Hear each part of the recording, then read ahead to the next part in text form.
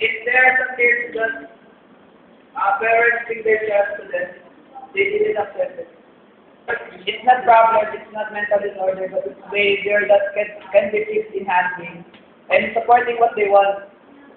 Supporting not what they want to do with himself or with herself without rules, but the positive side, knowing the positive sides of the child, then supporting him in the right way.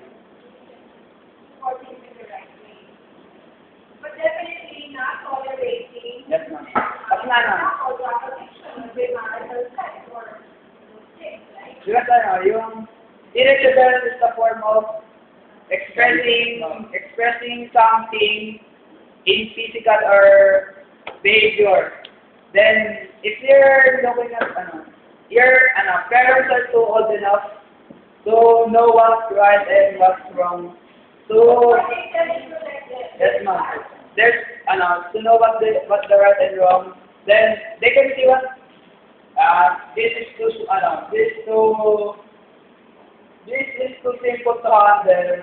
So they will be tolerating each other like mohawk hair, listening music that's not accepted in our society. But in your interest, parents are the so One common area